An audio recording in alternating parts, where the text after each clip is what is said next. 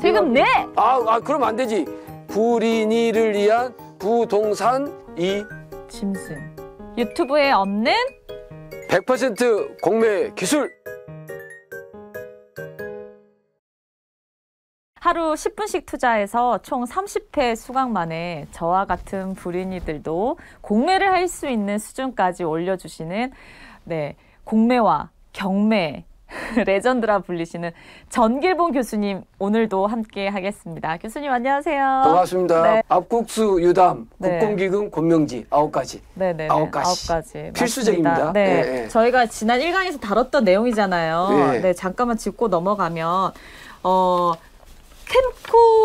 캠코 물건, 압국수 유담, 그다음에 이용기간 국공기금 이렇게 총 9가지였고 그 중에서 압류재산에 관한 거, 그죠? 예, 맞습니다.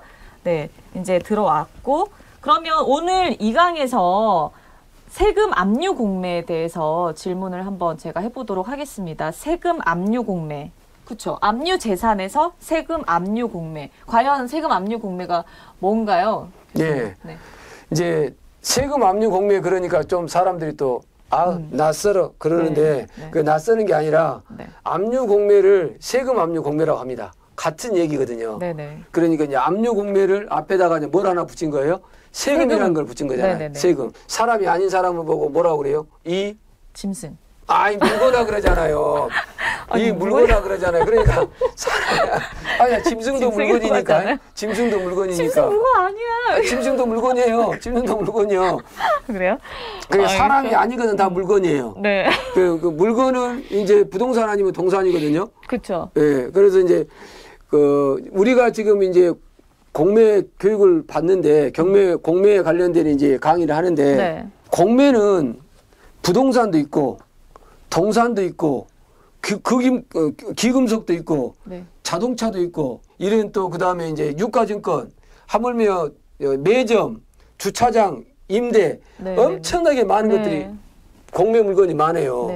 그런데 그 많은 공매 물건을 다 우리가 지금 강의하는 것이 아니라 뭔만 한다? 부동산 불인이를 위한 부동산만 대상으로 하는 거예요. 부동산만. 다시 얘기합니다.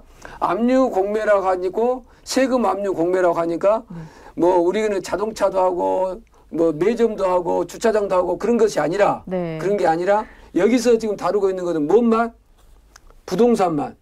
부동산으로 내 집 마련한다든지 부동산으로 노후 자금을 만든다든지 부동산으로 재테크하는 사람들을 위한 부동산 대상 공매 교육입니다. 매점이나 주차장 이런 것들은 그냥 일반 매매예요. 일반 입찰이라고 생각하시면 돼요. 조건들이 다 나와요. 뭐 권리 분석할 필요도 없죠.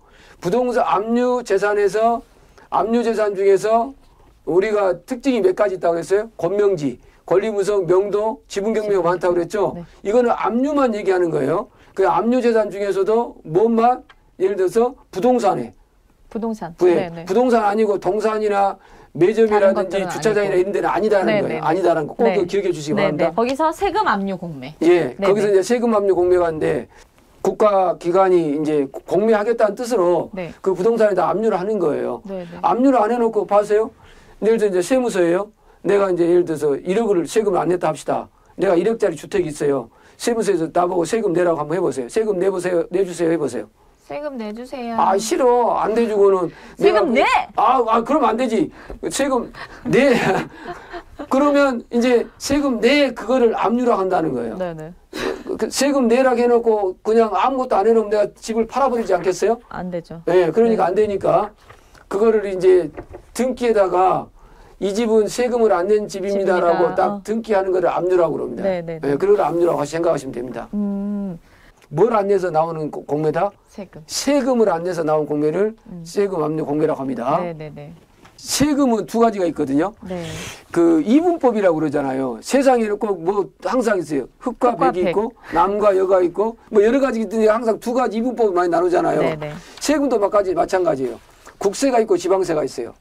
국세는 양도소득세, 뭐 법인세, 뭐 이런 거를 이제 국세라고 그러고 이제 지방세는 재산세 뭐 이런 거를 이제 취득세 이런 거를 이제 지방세라고 그러거든요. 그래서 이제 국세는 국세기본법으로 국세징수법으로 공매를 하는 것을 국세 공매라고 그러고 네. 지방세는 지방세 징수법으로 공매를 하는 것을 지방세 공매라고 그래요. 지방세 공매. 예, 그러니까 여러분이 배우는 거는 또 공매 중에서도 무슨 공매만 배운다. 지금 기본이 국세 징수법에 의한 국세 공매만 배우는 거예요. 국세 공매를 배워서 네네. 지방세 징수법에 의한 지방세 공매는 그대로 운영하시면 된다는 겁니다. 아셨죠? 우리가 배우는 거는 국세 공매. 예, 국세 공매. 네네네. 국세 징수법에 의한 국세 공매를 배운다는 거야. 그 중에서도 뭔만? 부동산만. 부동산. 예, 네. 이렇게 정리를 하면 될 것 같습니다. 네. 그럼 교수님 아까 강제로 이제 징수를 한다고 했어요. 예. 네. 공매 강제 징수 절차 저희가 한번 알아봐야 되나요? 그 절차는 다음 강에 나옵니다. 아, 다음 강에? 근데 물어봤는데 또 대답 안 하면 네. 좀 미안할 것 같으니까 내가 또 대답을 해줘야 되겠죠. 일단 이제 공매를 세금을 이제 안 내면 네네. 맨 먼저 세금 내라고 독촉장을 보내겠죠. 네. 그 얘기는 조금 이따 하기로 하고 안 내면 이제 압류를 해요. 네. 압류를 하고 난 다음에 이제 세금서에서 한국자산관리공사한테 위탁을 합니다. 그리고 나면은 한국자산관리공사가 이제 현황조사나 감정평가를 해가지고 이제 신문에 공고를 하거든요. 신문에 공고하고 나서 이제 그 다음에 나오는 게 뭐냐면 이제 공매 기일이 나와요. 공매 이제 공매 같은 경우는 3일간 하거든요. 네. 월요일부터 올, 하, 수 3일간 해가지고 목요일 날 최고가 매수인고인을 선정하고 그 다음 주 월요일 날 매각 결정을 해주거든요. 이런 식으로 공매가 진행이 됩니다.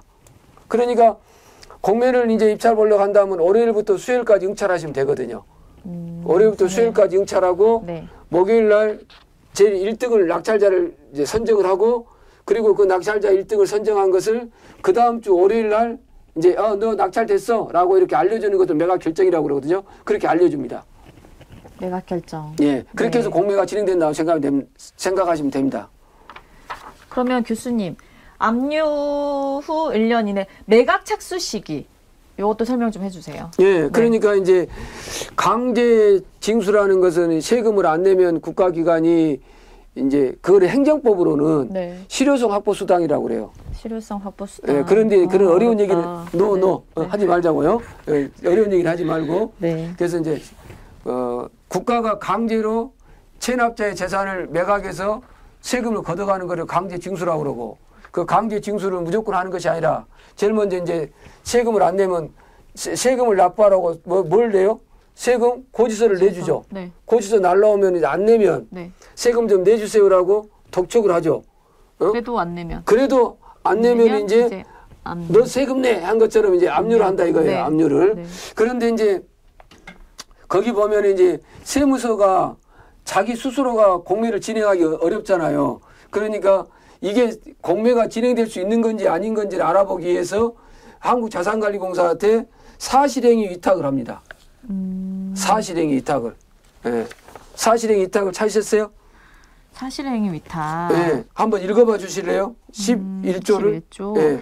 관할 세무서장은 제10조에 따른 독촉에도 불구하고 납부되지 아니한 체납액을 징수하기 위해 한국자산관리공사 설립 등에 관한 법률 제6조에 따라 설립된 한국자산관리공사에 다음 각 호의 징수 관련 사실행위를 위탁할 수 있다. 이 경우 한국자산관리공사는 위탁받은 업무를 제3자에게 다시 위탁할 수 없다. 없다. 네. 그래갖고 1호 나오죠? 네. 첫 번째 체납자의 주소 또는 거소 확인. 예. 두 번째 체납자의 재산 조사. 세 번째 체납액의 납부를 촉구하는 안내문 발송과 전화 또는 방문 상담.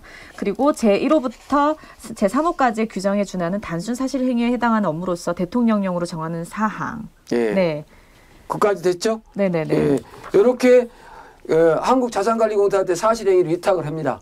세금을 이제 안 내면. 네네네. 그리고 나서 이제 그래도 그렇게 해가지고 위탁을 해가지고 한국자산관리공사가 오케이 사인이 떨어졌어요. 네. 이거 압류해도 될 것 같습니다. 네. 그러면 드디어 이제 뭘 한다는 거예요? 압류를 한다는 거예요. 네네. 강제 징수를 하기 위해서 네. 압류를. 네. 예. 부동산 같은 경우는 이제 우리는 이제 부동산 교육을 하니까 부동산 같은 경우는 이제 등기부 등본에 압류라고 딱 붙습니다.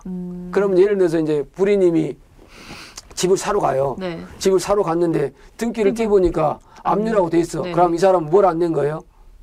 세금. 그럼 세금을 1,000만 원 안 냈다고 한다면 예를 들어서 집이 1억이다.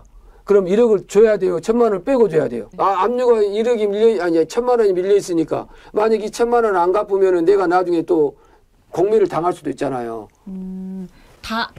다 줘야 되는 거 아니에요?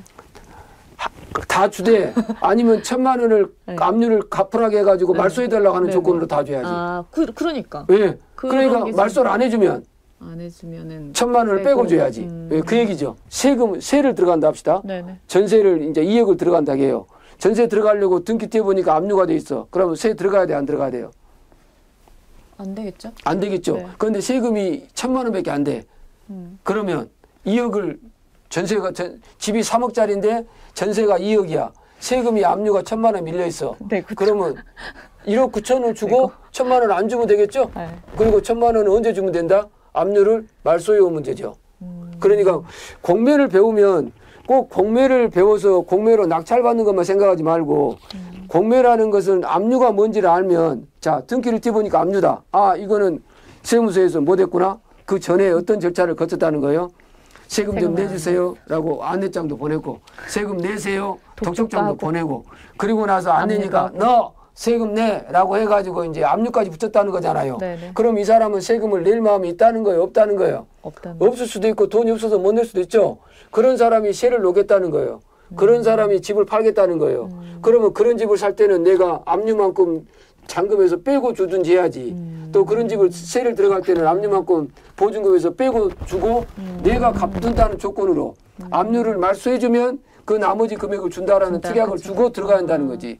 그래서 공매만 배우면 한국자산관리공사 공매로 낙찰받는 물건만 기술만 배우는 것이 아니라 일반 사회생활하는 것도 배우는 거지. 그렇구나. 그러면 매각 착수 시기도 알려주십시오. 네. 네. 매각 착수 시기는 이제 그 압류하고 나서 대부분 1년 이내에 특별한 사정이 없으면 1년 이내에 이제 공매를 하겠다는 거예요. 그걸 보고 매각 착수 시기라고 합니다. 1년 이내에. 예. 관할 세무서장은 압류 후 1년 이내 매각을 위한 다음 각 후에 어느 하나에 해당하는 행위를 해야 한다. 예, 그렇게 되어 네. 있습니다. 1년 이내에 하는 걸로 되어 있습니다. 네. 예. 매각 방법에 대해서도 거기 보면 매각 방법이 경쟁 입찰이 있고 경매가 있죠. 네네. 경쟁 입찰 한번 읽어봐 주실래요? 공매를 집행하는 공무원이 공매 예정 가격을 제시하고 매수 신청인에게 문서로 매수 신청을 하게 하여 공매 예정 가격 이상의 신청 가격 중 최고 가격을 신청한 자를 매수인으로 정하는 방법. 예. 경쟁 입찰. 경쟁 입찰. 네. 그다음에 경매는 공매를 집행하는 공무원이 공매 예정 가격을 제시하고 매수 신청인에게 구두 등의 방법으로 신청 가격을 순차로 올려서 매수 신청을 하게 해서 최고가 매수 신청인을 매수인으로 정하는 방법. 예. 네. 혹시 수의계약이 뭔지 아세요? 수의계약은 제가 간단하게 알기로는 이렇게 구두로 네, 구두로 하는 거 구두로도 할 수 수의계약 있는. 세금 압류 공매 같은 경우는 이제 수의계약이 거의 없어요. 그런데 이제 동상 같은 경우 1,000만 원 미만짜리라든지 이런 것은 압류 세금 안 냈다 하더라도 수의계약을 할 수가 있거든요. 이게 10억이다. 그러면 내가 이제 10억에 아무도 응찰 안 했어. 그러면 이제 내가 이거를 10억에 사겠다라고 이제 할 수 있잖아요. 네. 그럼 그쪽에서 이거 얼마에 사겠다라고 청약하면 내가 그거 얼마에 팔게 하는 걸 수의계약이라고 그래요. 서로 구두상으로 이렇게 어느 정도 플렉서블하네요. 그렇죠. 네, 수의계약을 그렇게 정의할 수 있는 거죠. 예, 수의계약으로 생각하면 됩니다. 네. 공매 공고의 등기 이거 하나만 마지막으로 설명해 주세요. 공매 공고는 원래 그러니까 이제 압류를 해놨잖아요. 압류를 하고 난 다음에 이제 과거에는 공매 공고 등기를 하지 않고 그냥 공매 공고만 했었어요. 그러다 보니까 이제 어떤 기준점이 없다 보니까 문제가 생겨서 이제 공매를 한다고 하고 나서 공매 준비를 쭉 거치고 나서 드디어 이제 우리가 공매를 진행합니다라고 압류를 해놓고 난 다음에 공매 공고를 등기를 합니다. 압류 밑에다가 부기 등기로. 그걸 공매 공고 등기라고 그래요. 그러니까 여러분이 이제 어떤 집에 세를 들어간다. 근데 등기를 떼보니까 압류만 돼 있다. 그러면 뭐예요? 아직 공매가 진행 안 되는 거예요.